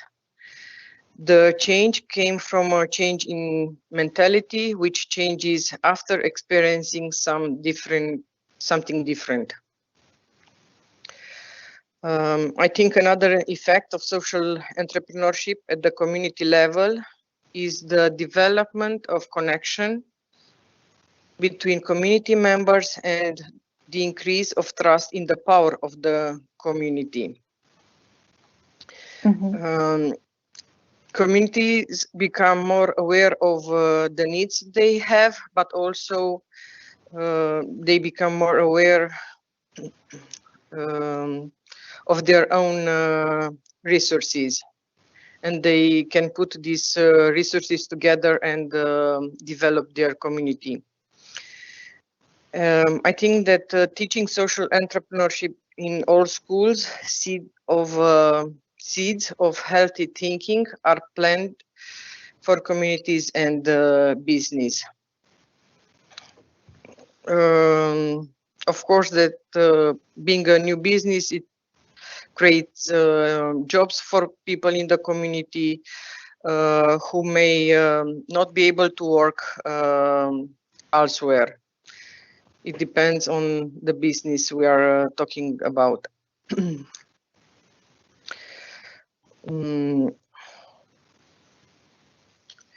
I think social entrepreneurship can bring innovation and the creation of new goods and services for social needs that are not addressed in society. And it also creates social capital to meet sustainable social and economic development. Yeah, thank you very much, Adela, for this. Yes, when we started developing actually the ILS, I felt a little bit, it was a pity that I'm not so young that I can implement it by myself. It would be fun. It would be a great change because we didn't have anything like this at secondary school when I was studying it. So it was a great pity. And I also see that this is important, what you just said, and we need to change the approach a lot in all our territories. So thank you very much for your contribution. And I would like to also invite and also encourage our participants and attendees, if you have any question for our panelists, please feel free to share them via chat. It's the Q&A section that you should see on the right side of your screen right now. And we will come back to you as soon as possible. But right now, I cannot see any question for Adela. So I will thank you, Adela. And let's go for the second panelist. And we have other heroes here. We have also teachers implementing the ILS with us during the pilot phase. Here's Anka and Alexandra. So let's start with Anka. Welcome. Hello. Hello. So I will also introduce you very shortly. So please let me know if I'm wrong in something, but I believe that I have good information about yourself. So you are the teacher from Emanuel Goidu National College Oradea. You are teaching English for 21 years, and you have experience in preparing students to obtain the Cambridge certificate in English. Your previous experience involves teaching in a technical college, coordinating Erasmus projects, and being part of others whose main objective were developing European citizenship and entrepreneurial skills. And you are the teacher involved in the pilot in Romania. Is it correct? Yes, it's correct. Perfect. So thank you very much. And I would like to maybe also introduce Alexandra at the same time. So Alexandra, follow me. You are the teacher, school psychologist from 5th School of Economics, Belgrade in Serbia, with admirable experience in working with students and student teams through numerous national, regional, and international youth entrepreneurship projects and programs. Over the years, she was leading her student teams to various youth entrepreneurship competitions and is a seasoned expert and guest speaker at many international workshops and events. And you are also the teacher involved in the pilot actions in Serbia this time. Is it correct? Yes, everything is correct, and I don't know where did you find all those information. Yes, you can see. You can see. Yes. You did a great job. Yes, I have my, contacts Yes. in Serbia and Romania. Okay. Thank you. And also the third participant of our pilot was the student. She's very brave to participating today. Yeah. So welcome, Ruxandra. And you are the student from the Emanuel Goidu National College Oradea, and you were also involved in the piloting of ILS. Is it correct? And you have the future in front of you, all of it. Yeah, I was a participant. Yeah. Perfect. So let me ask you the questions. When did when did you first hear about InnoSchool and what made you want to get involved? The project was first presented to us at school by our English teachers. I wanted to get involved because InnoSchool would happen on an online platform, which I found very interesting. It was very different from other projects I joined, and also because the idea of social entrepreneurship was something that was very new to me that I wanted to find out more about. Perfect. Thank you very much. Alexandra, what about yourself? Well, as you said, we have a great experience in all these projects. I would like to greet all of us, especially the student among us, and I think it seems to me that it was years ago when we applied. Of course, we got the invitation from our representatives in Serbia. So we applied, and after time get the invitation and found out that we are among 10 selected schools from Serbia. So that is why how we got here, and why. As a school, we try to join everything that is new. So this is why we joined this project, and this was something innovative, and it has this online moment, and this was, as all of us could see, also the key moment in this pandemic situation. Perfect. Nice to hear that. And what about you, Anka? How was the story in Romania? Okay, the head teacher of our school suggested that we should get involved in the project, Mrs. Anca Mile, and she was the one who translated the teacher's guide into Romanian. And the idea of doing something that is related to social entrepreneurship seems quite interesting and challenging. I used to work in other projects whose main aim was entrepreneurship, but this was something quite different. And also knowing that our students are quite brilliant, very creative, smart, and willing to get involved. So that was, let's say, another reason to get involved in this project. And Ruxandra is one of your students, is it correct? Yes. So nice to have you both here.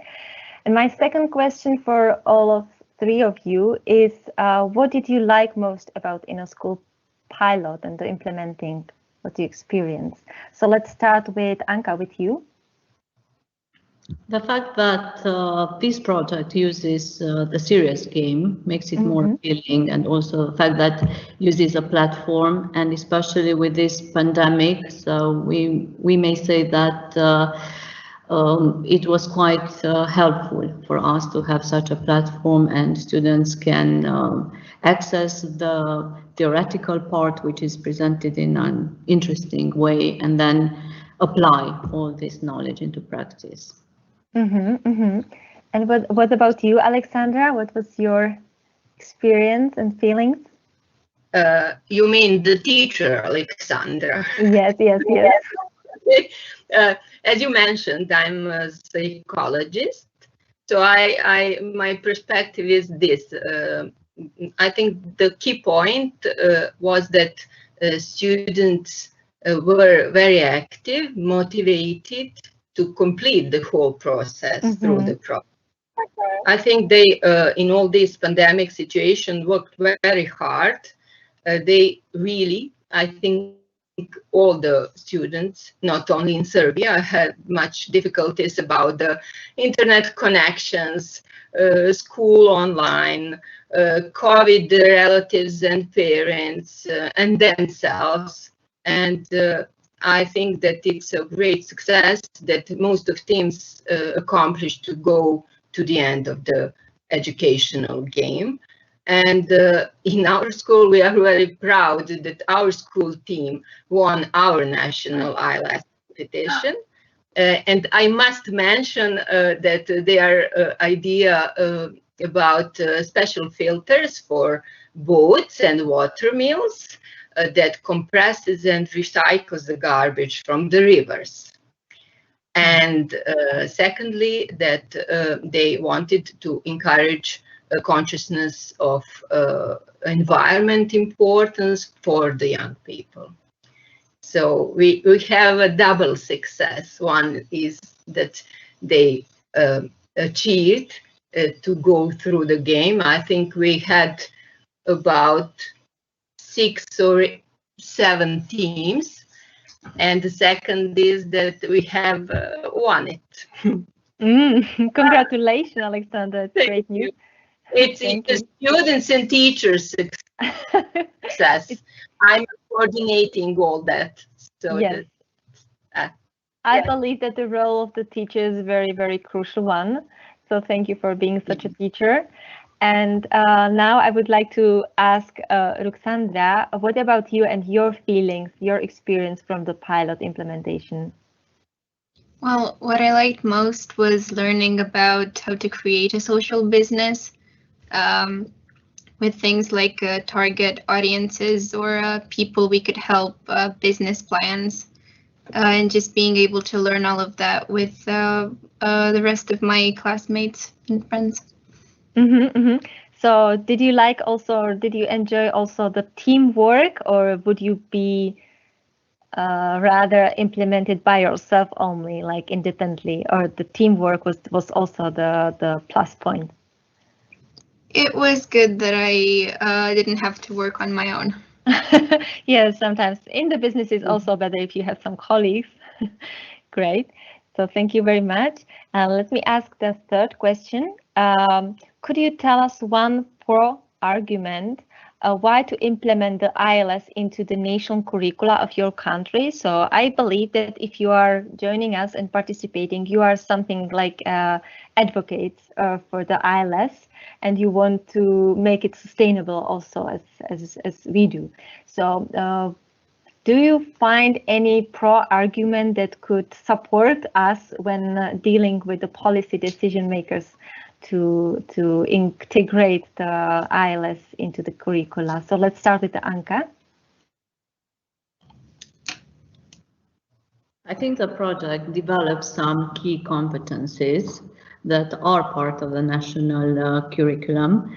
If we consider the ICT skills, also what I want to say is that the project was carried out in English in our school, so students could also improve their English knowledge while doing this project. So apart from these ICT skills, we can also mention the entrepreneurial skills that are equally developed. Also, students work in teams, so it promotes cooperation, and there is a bit of competition as well, which is a key element if we consider the business field that's essential. And some of the students can actually use the real life experience that they have gained. Most of our students have already been involved in projects. A lot of them are volunteers and they are extremely talented. And for example, when and Ruxandra here, she is well known for drawing beautifully. And if we consider that they have to make that vision board so they can use the skills in a real context. So they can see right away the outcome of what they have acquired and what they have learned. Thank you, Anka. Now I'm getting even more jealous on the students that they could implement it, because you are right. They could also use their own abilities and skills that they can invest into the business and show what they can do. So thank you very much, Anka, for this. And what about you, Alexandra? What you can see as the pro argument that we should use? There is, of course, as Anka said, more than one benefit of this project. I think this promotes students' active approach both in business and in life. Importance of teamwork, as Anka said, cooperation, communication that have to be good. And it's developing critical thinking. I think for this age, it's of great importance. And the important thing is that it's going through the levels, using rewarding points, and it's of great importance for the students. So those are competencies of life. And I think that is why it have to be in every country's curriculum. Perfect. Thank you very much, Alexandra. It's recorded, thank God, so we will definitely use it. Thank you. And what about you, Ruxandra? What do you think from the student's perspective? I think that the project teaches us a lot of very important skills, like Anka said before me, teamwork and being able to be organized. And even if we don't go into business or social business in the future, you can still have a very good impact on us and teach us a lot of things. Yeah, perfect. It was clear, brief, but clear. Thank you very much for all your 3 replies to my questions. I think that's it for you, but I will have one final question for all of you, so please stay with me. And I would like to also invite and also thank Dr. Adrian Hattels for being with us. Can you hear me? Yeah, I'm here. Yeah, do you listen to me? Okay. Yes. I can see that you are multitasking, so I'm really glad that you managed to come to us. You are a very busy man. So let me introduce you very, very, very briefly, and then I will ask the questions for you. So you are the professor.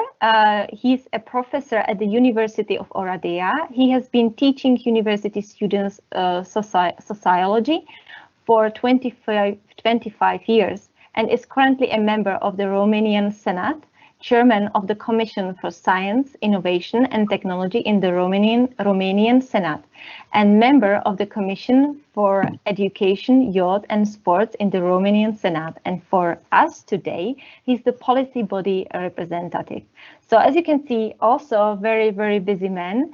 So welcome and thank you for joining us. And I also have a few questions for you. Hopefully I have the answers too. Yeah, I'm sure you have. Are there any digital-based courses or programs implemented in your country on the secondary education level? What are their experiences? And if not, is there any specific reason why there aren't any included in the national curriculum yet? Complex. It is a priority now for the future curriculum, the development of digital skills in the Romanian secondary education, even further or before the secondary education. But and already we have digital skills education in the secondary school. But I don't remember of any educational program to be totally digital. I mean, because for this concept do not qualify the distant education or the, I don't know what the name for this is, online mediated education that we had during the pandemic. This was a kind of hastily adaptation of non-digital content and teaching methods to the constraints of the pandemic, in which we were not allowed to meet in the classroom, so we had to use various kinds of platforms like Teams or whatever. But this still do not qualify as digital education because first of all, we have to transfer digital skills. Because the access to digital skills and the capacity of taking fruit to take advantage entirely from digital education is critical to have effective education using digital tools. And this was one of the big problems in this period. We have, in my opinion, we are lagging a little bit behind from this point of view. There are various platforms and resources which were made available, for example, by the Minister of Education. You just go to the site educred.ro, which is a collection of digital resources from the Ministry of Education, which is collecting from various resources. The University of Bucharest has put online resources to educators. The Polytechnical University have put online digital resources. We have programs which started even before the pandemic, like the Digitaliada of the Orange Foundation in Romania.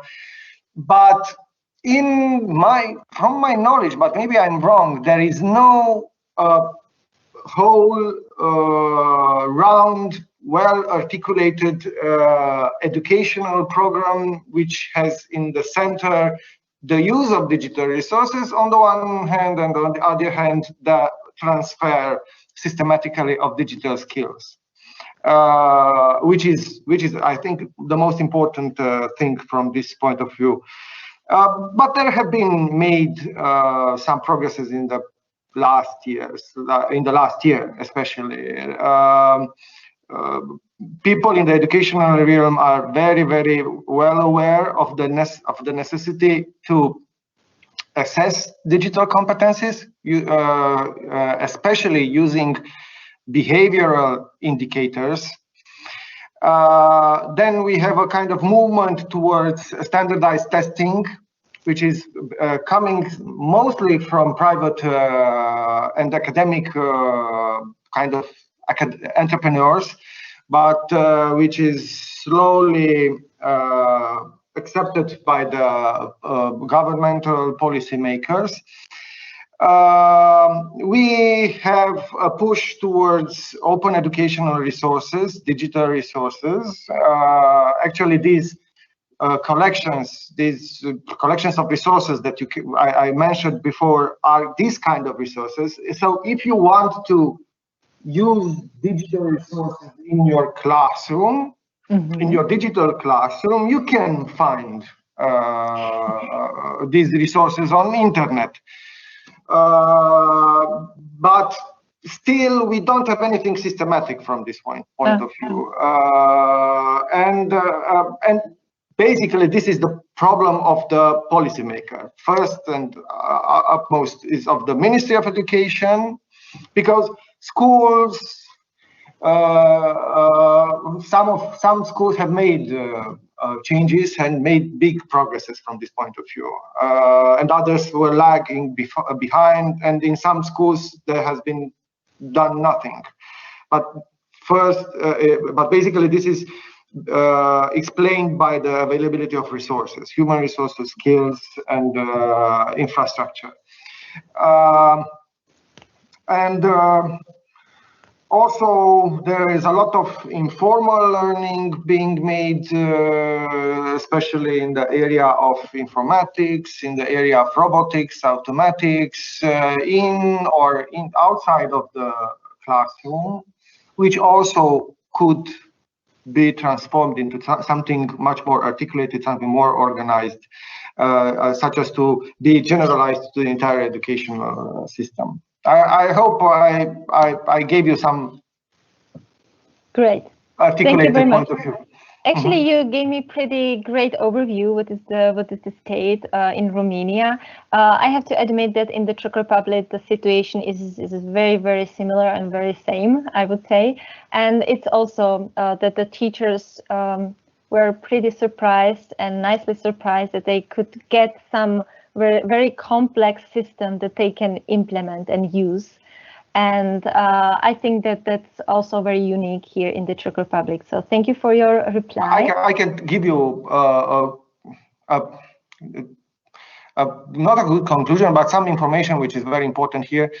Last year there have been adopted by the previous government a strategic document which is called something like DG Edu, or no, but actually the name was the Digital Education Strategy in Romania, something like that, which is a very important and very informed document, strategic document of the Romanian Ministry of Education.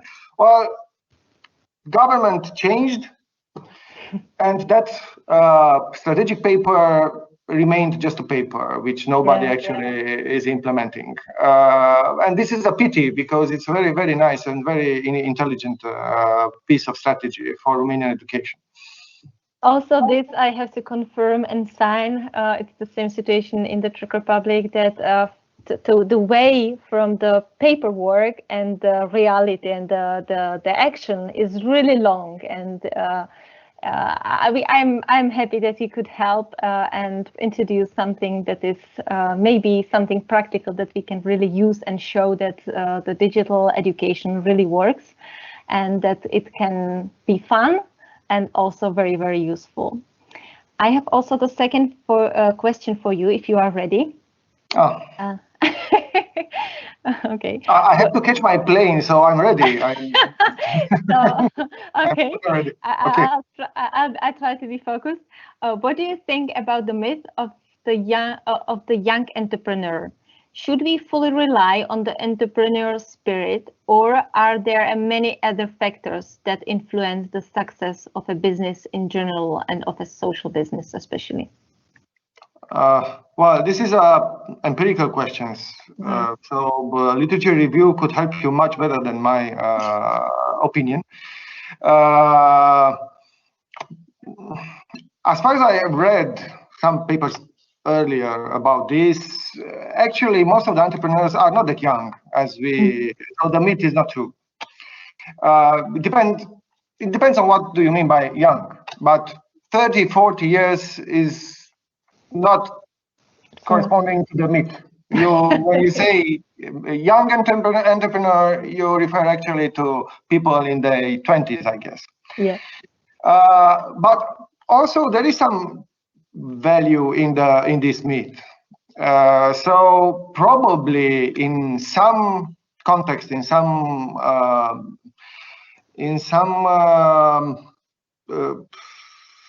places or some socioeconomic strata, you will find larger shares of these very young entrepreneurs, because it's logical. Young people have less to lose, and being entrepreneur is about taking risks.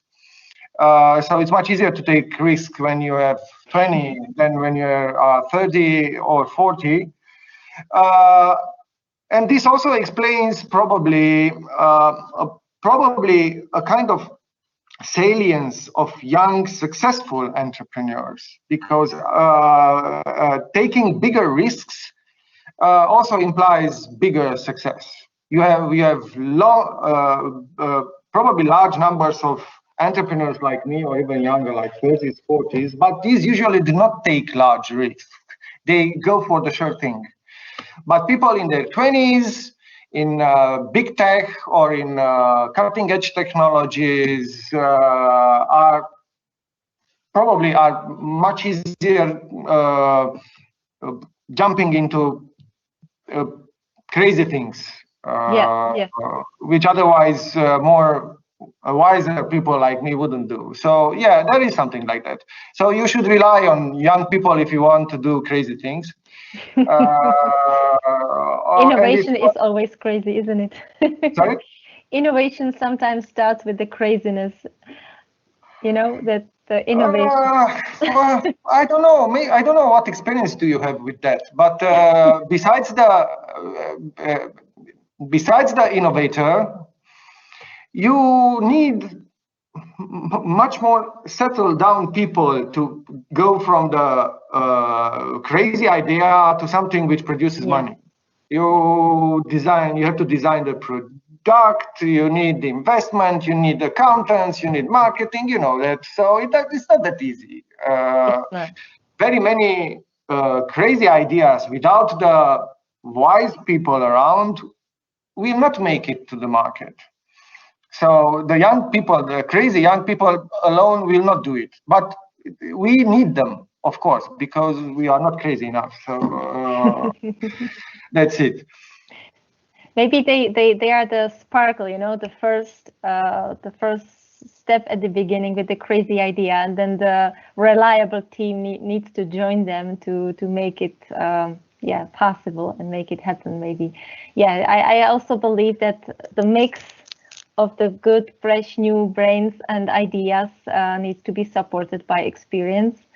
So thank you very much for this. Do you have anything else you would like to? I would add. I would add to this that actually the more often it happens that wise entrepreneurs take advantage of young innovators, because young innovators do not have resources and they need somebody to invest in them. So it is much more about their capacity to negotiate their price with the investors or the entrepreneurs than to have the ideas. And well, but this is a win-win, because without the help of those who have money and experience, many good ideas are worthless. Yeah, we can see it also that the startups that they have a really great ideas at the beginning are missing, you know, at the beginning, then they have their own money as the founders, families and friends, the 3 Fs, but then they are missing something that needs to be invested for the development of the product, for example, or etc. And that's why then they need the business angels, we call them like this, that they bring the experience and the money. And of course, they want something for it, right? Yeah, a share usually of the usually business. Yes, yes, but it's win-win. So thank you very much, Adrian, for It was a really pleasure, and have a good project and good meeting. I have to catch my plane. Okay, have a nice okay. day. Have a safe trip. Bye bye. Thank you very much, Adrian. Thank you. So it's ladies only again, and before we close our meeting today, I will have just a really last question for all of you, and it would be the final thought on the future of social entrepreneurship. So what is your final thought that you would like to share with the participants today? So let's start with Adela. Okay, do you hear me? Yes. Okay, so thank you for starting with me, because in 2 minutes I will be on my. Okay, so I believe that the change for poor communities to develop is social entrepreneurship, and I believe that this business model should be one of the business models we want to have in the future. And I think that we should sustain with the kind of national support this kind of businesses. So the legislation should support the whole process, right? Yes, exactly. the easy, smooth integration. Thank you very much, Adela. It was really a pleasure to have you here. What about Anka? I will say goodbye and have a good project for now on. And thank you very much for joining us. It was really great to have you here. Thank you, Anka. Bye. So, bye. Anka, the floor is yours now. Yes, I think that it should be mentioned here that such a project helps young people get involved in the society, or at least become aware that there are some problems in their community and they can act and do something to change things for the better. And this is what our students did. So they tackled a variety of topics, of themes, if you want, a variety of problems, ranging from environmental problems to educating students who come from disadvantaged backgrounds. So this is, I think, the major benefit of this project, and my last thought, if you want. Thank you, Anka. It was very, very, very appreciated. Thank you. What about you, Alexandra? I must say that we have to support the students. Then they can do it. They have the imagination, and most at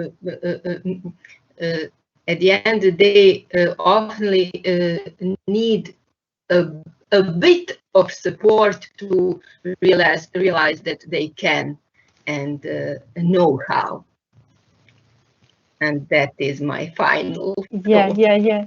Thank you very much. It's a very, very interesting thought that, yes, sometimes students don't think that they can do it, that they can come up with something new and innovative. So yeah, it's really, thank you for this thought. And what about Ruxandra? What is your last thought for today? I just wanted to say that I think this project is very valuable because it presents students with a business model that focuses on empathy and community alongside profits instead of just profits. Yeah. I also like the combination. To be honest, at the beginning, I didn't know how to put it together, because usually it's just money or the social issues, right? And it was very interesting to put it together, to really challenge ourselves and face the social needs and social challenges, and on the other side also make some profit. So it was very interesting to be the part of this project, and I would like to very thank you for being part of the Transnational Conference of InnoSchool project for today. Also, special thank for being with us within the implementation, and I hope that we will have a chance to meet in the future again, hopefully physically. Have a great day, and thank you very much for sharing your thoughts with us today. Thank you. Thank you. Thanks. Goodbye. Goodbye. Bye. Bye. Goodbye.